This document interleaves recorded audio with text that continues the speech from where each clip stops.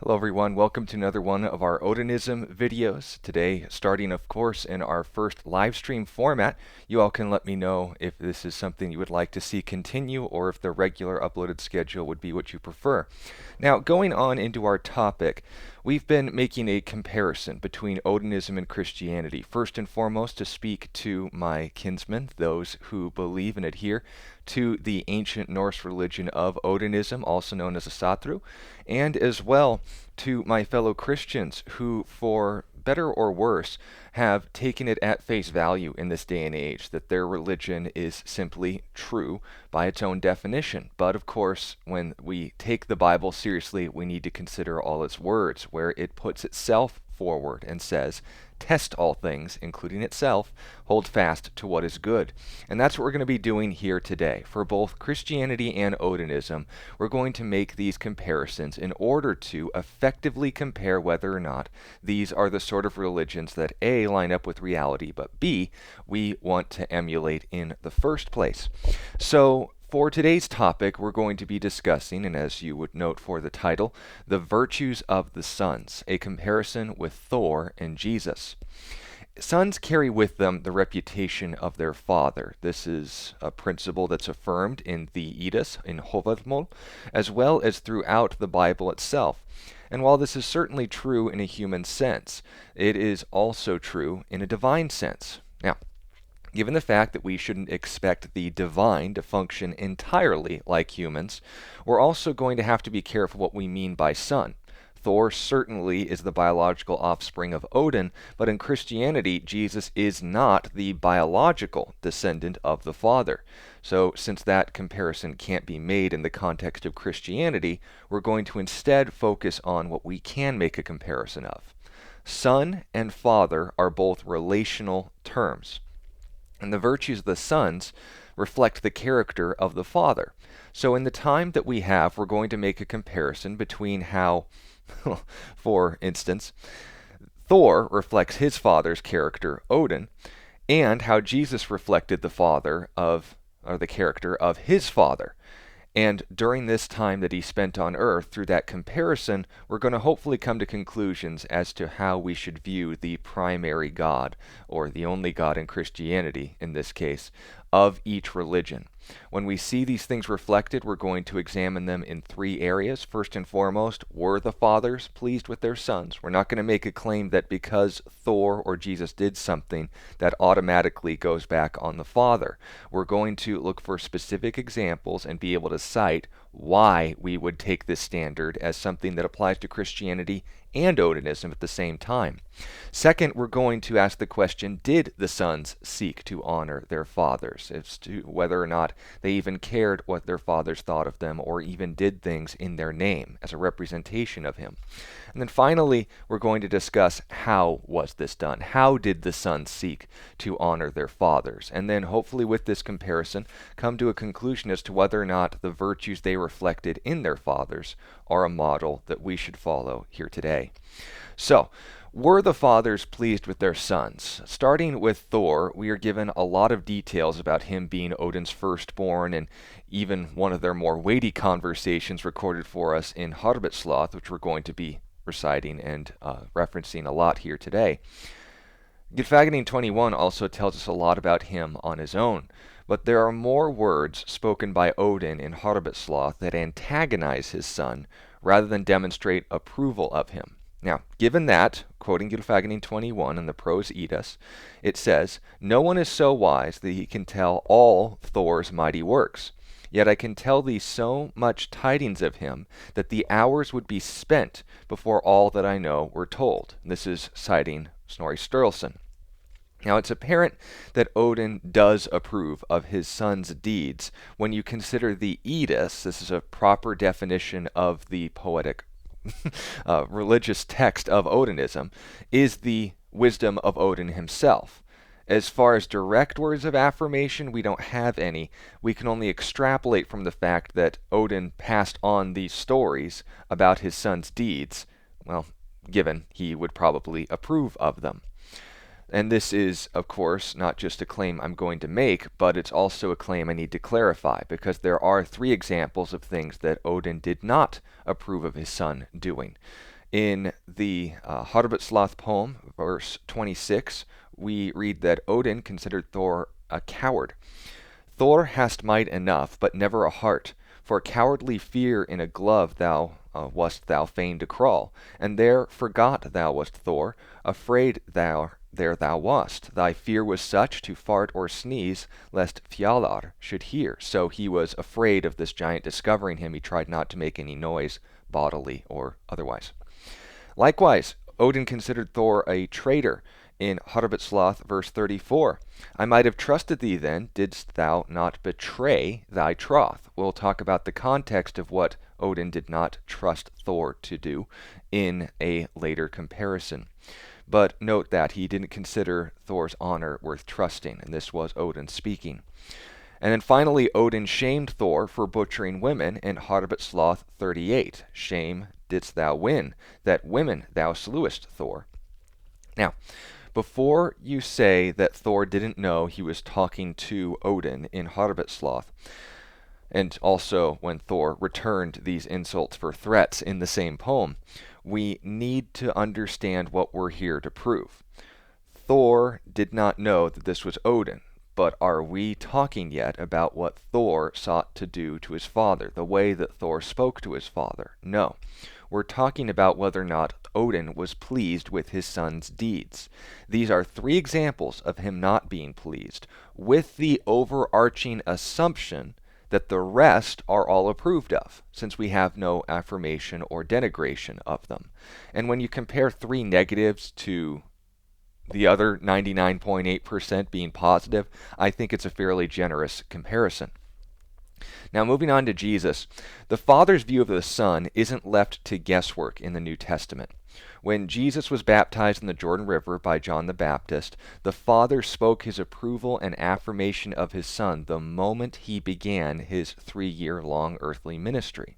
In Mark chapter 1 and verse 11 we read, Then a voice came from heaven, speaking to Jesus, saying, You are my beloved Son, in whom I am well pleased.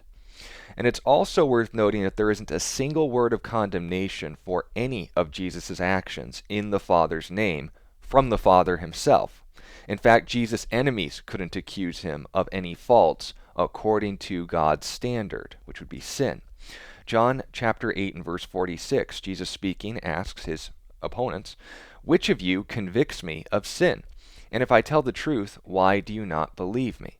So note then, Jesus would 100% have a reflection of his Father's character. Thor, with these three exceptions, the butchering of women, the cowardice in battle against things that he didn't really want to fight with, and of course the issue of being untrustworthy. These are three areas that Odin did not approve of Thor, but the rest, the 99.8% of the rest, would all fall into the line of a reflection of Odin's character, something that he considered worthy of passing on to generations, as Odinist belief is the Edis, the wisdom of Odin.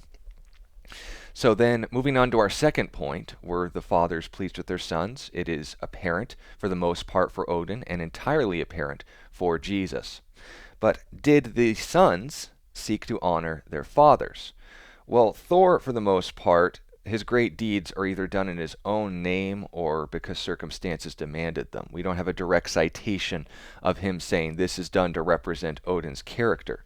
However, the nature of his deeds do give us an idea of how he sought to carry his mantle as the firstborn son of the Allfather and the mightiest champion of the Aesir. This gives us some material to come to conclusions with.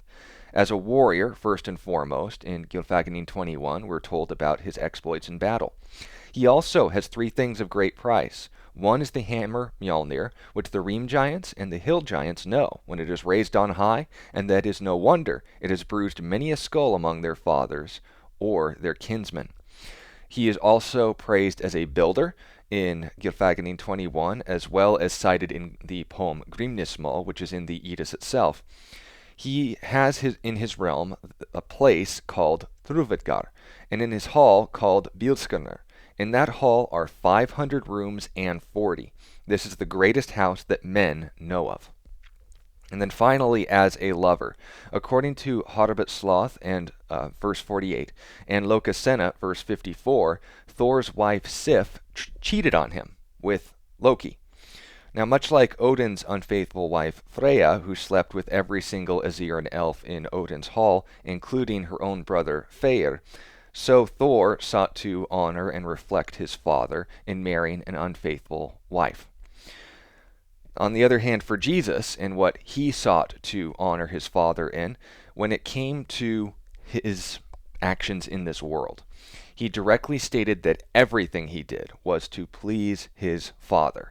That was his number one priority in life. In John chapter 8 and verse 28, we read, "Then Jesus said to them, 'When you lift up the Son of Man, then you will know that I am, and that I do nothing of myself, but as my Father taught me, I speak these things. And he who sent me is with me. The Father has not left me alone. I always do the things that please him.'" And then we would have to ask then, how did they seek to honor their fathers? Well, Thor, as stated before, had his greatest deeds recorded in being a warrior, a builder, and a lover. These are all given in the Eddas as a reflection of his father. Now, we can, of course, cite Gylfaginning 21 as him building the largest home, in him fighting the most giants, and cited in Sloth as well. But when it comes to direct examples of him seeking the approval of his father, there's a note of assistance that he offers to his father in order to please him in Sloth in verses 32 through 33. These precede the verse where Odin says that he did not trust Thor since he had betrayed his troth.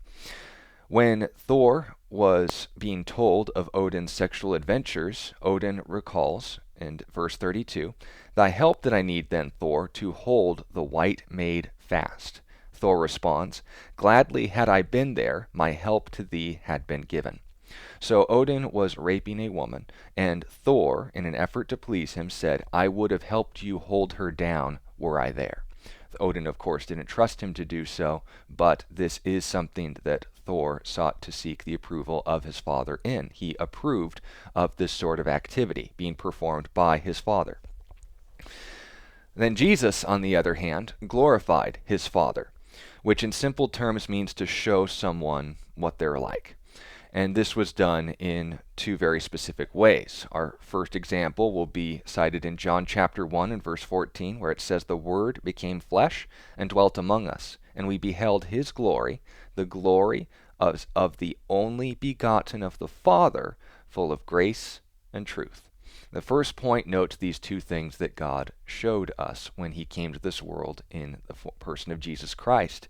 Grace, which is the Greek word charis, means beautiful, like a graceful dancer, but it can also mean just something innately good, their goodness as a whole. So Jesus sought to honor his Father by showing us his goodness. And in truth, well, that simply means what reflects reality. And Jesus told us the truth about God and ourselves. This is a reflection of the Father's character. This is how he sought to glorify him. And then the second way that Jesus sought to glorify the Father was in John chapter 10 and verse 18, "No one takes it," speaking of my life, "from me, but I lay it down of myself. I have the power to lay it down and power to take it again. This command I have received from my Father." So this is, of course, referencing his death and his resurrection. He would lay down his life and take it up again to show the power of the Father over life and death. So in conclusion, given what we can know about both Jesus and Thor from the written sources, we also learn a lot about the gods of both religions. In Thor, we see a mighty warrior and a builder who is not above adultery concerning his own wife, and not above rape when it comes to his father's activities. Also, note that these are in the Odinist sources themselves. Thor didn't always do it right, but where he did reflect his father's character, we are as equally impressed by his strength as we are appalled, hopefully, by his treatment of women. In Jesus, we see a God willing to lay down his life rather than see our lives lost. We see a God willing to tell us the truth, and we see his goodness shown completely in the character of his incarnate Son. Now, which God do you want to serve? If you believe that rape is wrong and that war shouldn't always be the state of humanity, then I cannot recommend Odinism. If you're looking for a good God who shows us what he's like perfectly through his Son, I would recommend that Son, Jesus Christ. Once again, if you have any sincere questions, they are always welcome. If you would like to share this video or an otherwise comment on the matter, I'll be happy to address you all individually. But I want to thank you all for the time that you spent here today, and I hope that this has given you something to think about, not only in the reasons we have as fellow Christians to believe Christianity, but also for my Odinist friends, that you all are going to take your matters of not only this life, but the afterlife seriously in what God you truly want to emulate. I look forward to talking to you all next time.